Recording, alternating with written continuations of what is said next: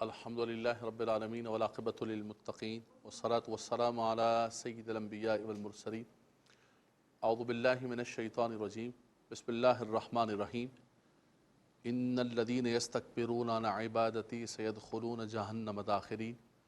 صدق اللہ مولانا العظیم وبلغنا رسولہ النبی الکریم الرؤوف الرحیم سبحانک لا علم لنا الا ما علمتنا انک انت العلیم الحکیم اللہم رب اشرح لی صدری ویسر لی امری واحلل عقدۃ من لسانی یفقہوا قولی اللہم رب زدنی علما وعملا صالحا مقبولا محمد سید الکونین والثقلین والفریقین من عرب ومن عجم والحبیب الذی ترجا شفاعته لکل حول من الاحوال مقتحم یا رب بالمصطفیٰ بلغ مقاصدنا یا رب بالمصطفیٰ بلغ مرادنا بلغ مقاصدنا واغفر لنا ما مضى یا واسع الکرم اللہم صلی علی سیدنا مولانا محمد وعلی سیدنا مولانا محمد وبارک وسلم صلی علیہ. حضرات گرامی، ہمارے خالق و مالک رب العالمین نے ہمیں پیدا فرمایا اور پھر بندوں کی ہدایت کے لیے رب تبارک و تعالیٰ نے انبیاء کرام علیہم الصلاۃ کو اس دنیا کے اندر مبعوث فرمایا. انبیاء کرام کو کتابیں اور صحائف عطا فرمائی اور آخر میں جو تمام کتابوں کی جامع اور مصدق کتاب قرآن مجید فرقان حمید عطا فرمائی. قرآن مجید فرقان حمید کے اندر اللہ تبارک و تعالیٰ نے بالخصوص نبی آخر الزمان صلی اللہ تعالیٰ علیہ وسلم کی امت کو یہ کتاب عطا فرمائی، حضور علیہ السلام کے قلب انور پر نازل فرمائی. اور اس کتاب کو جو نزول کا، ہر کتاب کے نزول کا اور اسی طرح قرآن کے نزول کا مقصد یہ ہے کہ یہ اللہ تعالیٰ کے ارشادات و ہدایات اس کے بندوں تک پہنچیں اور اس کے بندے اس پر عمل پیرا ہوں. یعنی یہ کتنی معرومی کی بات ہے کہ اللہ کے پاکیزہ کلام ہمارے پاس موجود ہے، ہم اس کو سمجھنے کے لیے تیار نہیں، سیکھنے کے لیے تیار، اس کی ہدایات کا ہمیں پتہ نہیں. ہم نے اس کو خوبصورت غلاف کے اندر رکھا ہوا ہے، لیکن ہماری عملی زندگی اور پریکٹیکل لائف کے اندر قرآن مجید فرقان حمید کے جو احکامات و ارشادات ہیں وہ نہیں ہیں. اگر ہم قرآن کو اپنی عملی زندگی کے اندر لے کے آ جائیں تو ہماری زندگیوں کے اندر سکون آ جائے، راحت آ جائے. قرآن سے جو اللہ تعالیٰ کی طرف سے آیات بینات ہیں قرآن کی، اس سے جو تربیت ہوگی، اس سے معاشرے کے اندر تبدیلی واقع ہوگی، رویوں میں تبدیلی واقع ہوگی. اور یہ ہمارا معاشرہ اور یہ ہماری سوسائٹی تمام دنیا کے معاشروں اور سوسائٹیوں سے سب سے زیادہ بلند و بالا ہوگا. اللہ تعالیٰ قرآن مجید فرقان حمید کے اندر ارشاد فرماتا ہے ایک رویے کے حوالے سے، ایک سوچ اور فکر کے حوالے سے. پھر انسان سب سے پہلے اس کے دل میں ایک سوچ پیدا ہوتی ہے اور ایک رویہ پیدا ہوتا ہے، پھر وہ اپنی حرکات سے، اپنے عمل سے اس رویے کو دوسروں کے سامنے ظاہر کرتا ہے. وہ رویہ ہے تکبر کا، غرور کا، اپنے آپ کو دوسروں سے بڑا سمجھنا ہے، دوسروں کو کمتر اور حقیر سمجھنا ہے. اللہ تبارک و تعالیٰ قرآن مجید کے اندر ارشاد فرماتا ہے کہ ان الذین یستکبرون عن عبادتی سیدخلون جہنم داخرین. سورہ مومن کے اندر فرمایا کہ وہ لوگ جو میرے بندوں کے ساتھ تکبر سے پیش آتے ہیں، تکبر کرتے ہیں اور میرے بندوں کے ساتھ جو ہے بڑائی کے ساتھ پیش آتے ہیں، اور فرمایا کہ میرے بندوں کے ساتھ معاملات ایسے کرتے ہیں، رب تعالیٰ فرماتا ہے کہ میں ان کو جہنم کے اندر داخل کروں گا. دوسرے مقام پر فرمایا کذالک یطبع اللہ علی کل قلب متکبر جبار، کہ اللہ مہر لگا دیتا ہے ہر متکبر کے دل پر. وقد خاب کل جبار عنید، فرمایا کہ ہر جبار اور متکبر جو ہے وہ خائب و خاسر ہوتا ہے. اس لیے خائب ہوتا ہے کہ ان اللہ لا يحب المتکبرین، اللہ تبارک و تعالیٰ تکبر کرنے والوں کو کبھی بھی پسند نہیں کرتا ہے. یہ جتنے فرعون گزرے ہیں، جتنے شداد، نمرود گزرے ہیں، اور جتنے بڑے بڑے ابو جہل اور عتبہ اور شیبہ گزرے ہیں، یہ نہیں کہ ان کے پاس عقلیں نہیں تھی، ان کے پاس سمجھیں نہیں تھی. آج بھی دنیا کے اندر دیکھیں کہ کتنے سمجھدار لوگ ہیں، بڑے بڑے ڈاکٹر لوگ ہیں، لیکن وہ تکبراً ایمان قبول نہیں کرتے ہیں اور تکبراً ایک بات کے اوپر اڑے رہتے ہیں. فرمایا کہ تکبر انسان کو تباہ و برباد کر دیتا ہے. سب سے پہلے جو تکبر کیا ہے وہ ابلیس نے تکبر کیا ہے. اللہ تبارک و تعالیٰ نے جب ملائکہ کو فرشتوں کو سجدہ کرنے کا حکم دیا، ابلیس اگرچہ ملائکہ میں سے تو نہیں تھا لیکن ملائکہ کا ہم نشین تھا، ان کے ساتھ بیٹھتا تھا، ان کے ساتھ عبادات میں مشغول تھا، اللہ تعالیٰ کی تسبیحات اور اللہ تبارک و تعالیٰ کی تحمید کرتا تھا۔ لیکن جب رب تبارک و تعالیٰ نے حکم دیا وَإِذْ قُلْنَا لِلْمَلَائِكَةِ اسْجُدُوا لِآدَمَ فَسَجَدُوا إِلَّا إِبْلِيسَ، اللہ تبارک و تعالیٰ نے جب فرشتوں کو حکم دیا کہ آدم علیہ السلام کو سجدہ کرو، یہ سجدہ کوئی سجدہ عبادت نہیں تھا، سجدہ عبادت تو اللہ کے سوا کبھی بھی کسی کے لیے نہیں ہوا ہے، یہ آدم علیہ السلام کی تعظیم کے لیے سجدہ تھا۔ بہرحال یہ اس وقت جائز تھا، آج شریعت محمدیہ کے اندر سجدہ تعظیمی بھی حرام ہے۔ تو یہ تعظیماً حکم دیا رب تبارک و تعالیٰ نے آدم علیہ السلام کے لیے کہ ان کو سجدہ کرو، فسجدوا، سب نے سجدہ کیا، الا ابلیس ابا واستکبر وکان من الکافرین، اس نے انکار کیا اور تکبر کیا۔ یہ قرآن مجید فرقان حمید نے خود اس کی وضاحت کی کہ اس کی بنیاد کیا تھی، اس کے تکبر نے اسے اللہ تبارک و تعالیٰ کی حکم کی تابعداری اور فرما برداری نہیں کرنے دی۔ سارے ملائکہ سجدے کے اندر گر گئے، فسجد الملائکۃ کلہم اجمعین، تمام ملائکہ نے تاکید کے ساتھ، قرآن مجید کے اندر 2-3 مقامات پر آیا، کلہم اجمعین بھی آیا، اجمعون بھی آیا، فرمایا کہ سب نے سجدہ کیا، لیکن ابلیس نے سجدہ نہیں کیا، ابا واستکبر۔ اس سے پوچھا کہ کیا بات ہے، تو نے کیوں نہیں سجدہ کیا؟ تو نے آدم علیہ السلام کو جب رب تعالیٰ نے حکم دیا تو اس نے یہی تکبرانہ بات کہی، کہنے لگا انا خیر منہ خلقتنی من نار وخلقتہ من طین، کہنے لگا کہ میں آدم علیہ السلام سے، انا خیر، میں آدم علیہ السلام سے بہتر ہوں، اس لیے کہ ان کو مٹی سے پیدا کیا ہے اور مجھے آگ سے پیدا کیا ہے۔ ظالم اپنے عقل کے داؤ کے اندر اور عقل کی تقسیم کے اندر لگ گیا کہ مٹی نیچے ہوتی ہے، آگ اوپر جاتی ہے۔ تمام فرشتوں نے سجدہ کیا اور وہ اللہ تعالیٰ کی تابعداری اور فرما برداری کے اندر آ گئے۔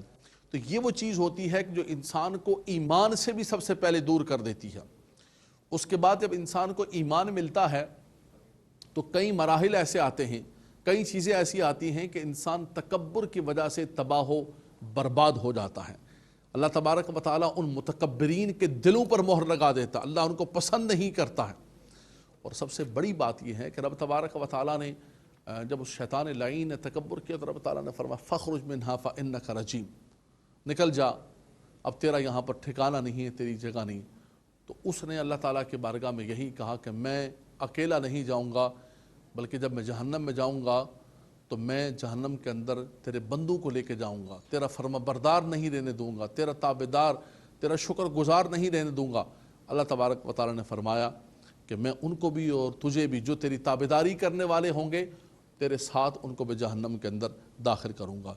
تو یہ تکبر اس نے خود بھی کیا اور سب متکبرین کو وہ اپنے راستے پہ لگاتا ہے۔ تو جو تکبر سے کام لیتا ہے،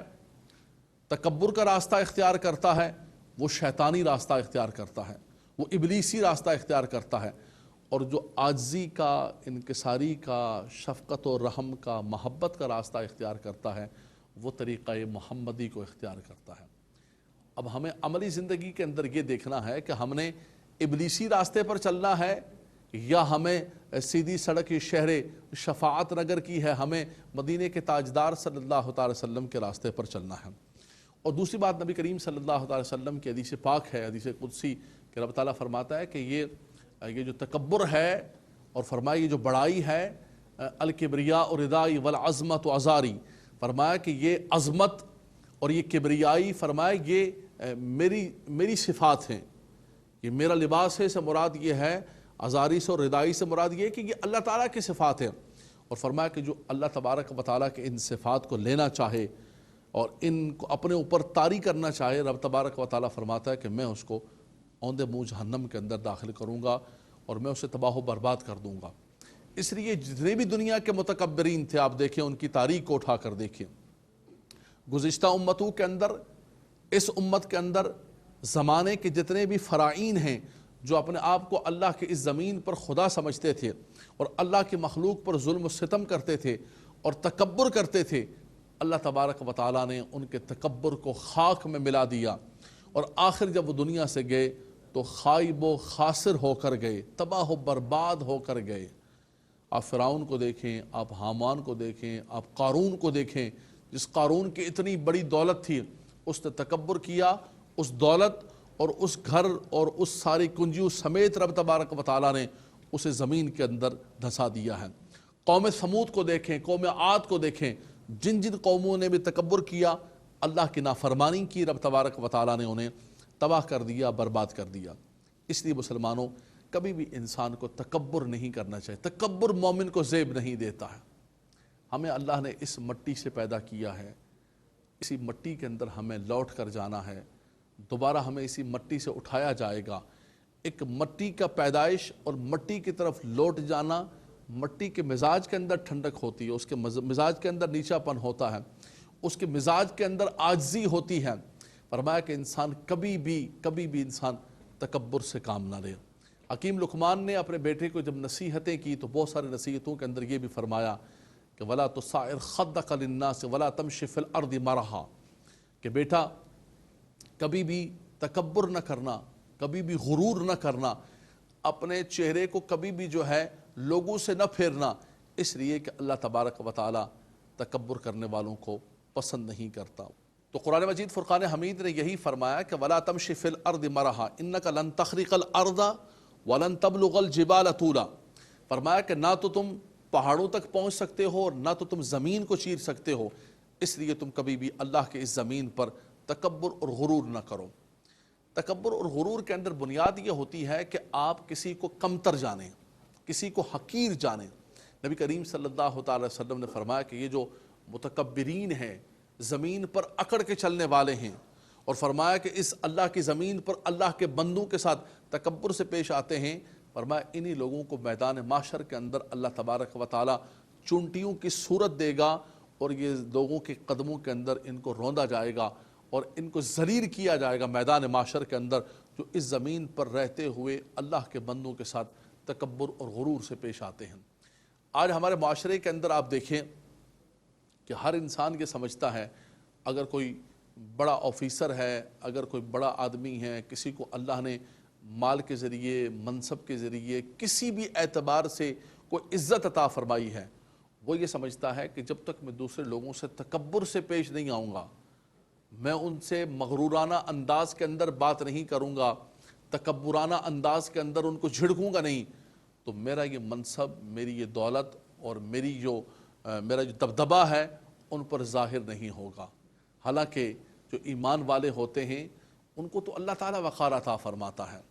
وقار تکبر سے نہیں ہوتا ہے، غرور سے نہیں ہوتا ہے۔ وَقَانَ عِنْدَ اللَّهِ وَجِيهًا، موسیٰ علیہ السلام کے بارے میں فرمایا کہ اللہ نے ان کو ویسے ہی وجیہ بنایا تھا۔ اللہ کا جو درویش ہوتا ہے، اللہ تبارک و تعالیٰ کا جو فرمانبردار بندہ ہوتا ہے، اس کو تکبرانہ جملوں سے اور تکبرانہ انداز سے لوگوں کے سامنے دبدبہ قائم کرنے کی ضرورت نہیں ہوتی ہے۔ سب سے بڑا وقار میرے آقا صلی اللہ علیہ وسلم کا تھا۔ موسیٰ علیہ السلام کے بارے میں فرمایا کانا عند اللہ وجیہا۔ ہمارے بزرگان دین کو دیکھیں، خواجہ غریب نواز سے لے کر حضور داتا علی حجویری سے لے کر حضور غوث اعظم کا اتنا دبدبہ اور اتنا وقار تھا کہ بڑے بڑے سلطنت کے جو خلیفہ تھے اور بڑے بڑے امیر المومنین تھے وہ بھی آپ کے سامنے ڈرتے تھے اور آپ کا ایک دبدبہ وقار تھا۔ تو دبدبہ اور وقار یہ اللہ کی عطا ہوتی ہے، نہ کہ آپ تکبرانہ انداز کے اندر اور غرور کے انداز کے اندر آپ تکبر پیدا کریں۔ فرمایا آج دنیا کے اندر اگر یہ زمین پر اکڑ کے چلتے ہیں، تکبر سے کام لیتے ہیں، ابلیسی راستے پر چلتے ہیں، تو میدان محشر کے اندر ان لوگوں کا وہی حشر ہوگا۔ بلکہ یہاں تک فرمایا کہ تم کپڑا پہنو تو کپڑے کو تکبرانہ انداز کے اندر جو ہے لٹکاتے ہوئے نہ جاؤ۔ ہاں یہ ہے کہ اگر غلطی سے یا سستی کی وجہ سے لٹک جائے تو اس کو تکبر کے اندر نہیں آئیں گے، لیکن فرمایا کہ جو تکبرانہ انداز کے اندر کپڑا لٹکایا جاتا ہے، فرمایا وہ جہنم کی آگ کے اندر ہوتا ہے۔ جو زمین پر تکبر سے چلتا ہے، فرمایا کہ اس کا یہ چلنا یہ شداد، نمرود اور فرعونوں کی طرح چلنا ہوتا ہے، اور اللہ تبارک و تعالیٰ ایسے لوگوں کو کبھی بھی پسند نہیں کرتا ہے۔ اور جو لوگ اللہ تعالیٰ سے ملیں گے، فرمایا کہ اللہ کے جو ضعیف لوگ ہیں، کمزور لوگ ہیں، رقیق القلب اور رفقت و محبت کرنے والے ہیں، فرمایا کہ وہ اللہ تعالیٰ سے خوش ہو کر ملیں گے اور اللہ ان سے خوش ہو کر ملے گا۔ اور فرمایا کہ جو لوگ زمین پر تکبر کرتے ہوئے چلیں گے وہ اللہ سے ملاقات کریں گے کہ رب تبارک و تعالیٰ ان سے ناراض ہوگا، اللہ تبارک و تعالیٰ کا غضب ان کا مقدر ہوگا۔ اس لیے میرے بھائیوں، میری بہنوں، اگر اللہ نے آپ کو کوئی نعمت عطا فرمائی، اللہ تبارک و تعالیٰ نے آپ کو کوئی دولت عطا فرمائی، کوئی منصب عطا فرمایا، اس منصب کا تقاضا یہ ہے کہ آپ فرمایا کہ جو شاخ میوے سے بھری ہوتی ہے وہ شاخ کے اندر اور زیادہ جھکاؤ ہوتا ہے۔ کسی کو اللہ تبارک و تعالیٰ نے مال عطا فرمایا، ہونا تو یہ چاہیے تھا کہ ایک خاندانی اور ایک نسلی آدمی جب اسے کوئی نعمت ملے، کوئی مال عطا فرمائے، تو وہ اور زیادہ جھک جاتا ہے، عاجزی انکساری اختیار کرتا ہے۔ نبی کریم صلی اللہ تعالیٰ علیہ وسلم جب فتح مکہ کا موقع ہوتا ہے، اتنا بڑا فاتحانہ انداز سے آپ مکہ مکرمہ کے اندر داخل ہوتے ہیں، آپ کے دائیں بائیں صحابہ کرام کا ایک لشکر جرار ہے، آپ اونٹنی پر بیٹھے ہوئے، بار بار آپ کا سر جو ہے عاجزی کی وجہ سے اتنا نیچے کہ بار بار آپ کا سر جو ہے اونٹنی کے ساتھ لگ رہا تھا۔ کبھی بھی تکبرانہ انداز کہ آج میں جیت گیا، آج نہیں، اللہ کی حمد و ثنا، اللہ تبارک و تعالی اذا جاء نصر اللہ والفتح ورأيت الناس يدخلون في دين الله افواجا فسبح بحمد ربك واستغفر انه كان توابا۔ فرمایا اس فتح کو بھی کسی طرح کس انداز کے اندر آپ نے کیا کہ اللہ کی حمد و ثنا، کبریائی اللہ کے لیے ہے، عظمت اللہ، العظمت للہ۔ فرمایا کہ ساری کی ساری جو ہے عظمتیں اور ساری کی ساری طاقتیں اللہ تبارک و تعالیٰ کے پاس۔ ہمیں کسی کو اللہ نے کوئی خاندان عطا فرمایا، کسی کو اللہ تبارک و تعالیٰ نے کوئی دولت و قوت عطا فرمائی، فرمایا یہ خاندان، یہ قوتیں، یہ دولتیں، یہ ساری کی ساری چیزیں جو ہیں اللہ کی عطا ہوتی ہیں۔ ہاں، ایک شخص نے عرض کی، یا رسول اللہ صلی اللہ تعالیٰ علیہ وسلم، ہم اچھے کپڑے پہنتے ہیں، اچھا جوتا پہنتے ہیں، تو کیا یہ اچھے کپڑے پہننا اور اچھا جوتا پہننا یہ تکبر کے اندر آئے گا؟ تو نبی کریم صلی اللہ علیہ وسلم نے فرمایا کہ نہیں، اچھی چیز پہننا، صاف ستھری چیز پہننا، اللہ جمیل و یحب الجمال، اللہ طیب و یحب الطیب، اللہ تعالیٰ تو ان چیزوں کو پسند کرتا ہے، وہ خود طیب ہے، وہ خود جمیل ہے۔ تو فرمایا کہ اس سے تکبر نہیں، ہاں اچھا کپڑا پہن کر یا اچھی جوتی پہن کر، یا آج کے زمانے میں دیکھیں تو اچھی سواری یا اچھے گھر کے بعد دوسروں کو کمتر سمجھنا، دوسروں کو حقیر سمجھنا، دوسروں کو ذلیل سمجھنا، فرمایا کہ یہ اللہ تبارک و تعالیٰ کو پسند نہیں اور یہ تکبر کے اندر آئے گا۔ جیسے ہمارے ہاں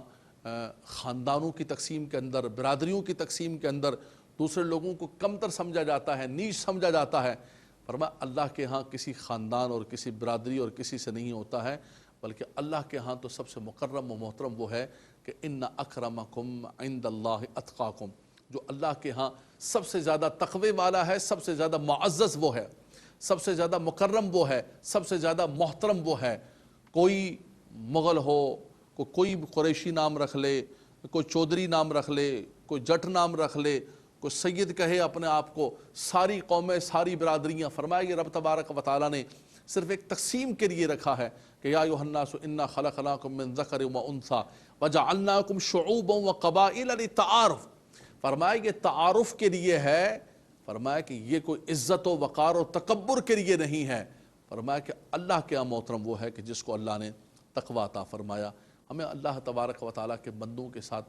عاجزی سے، انکساری سے، میرے رب کو عاجزی پسند ہے، میرے رب کو عاجز بندہ پسند ہے۔ رب تبارک و تعالیٰ ہمیں اپنی زندگی کے اندر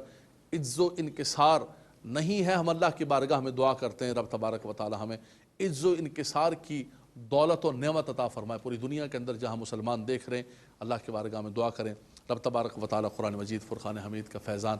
برکت، رحمتیں عطا فرمائے۔ وآخر دعوانا الحمدللہ رب العالمین۔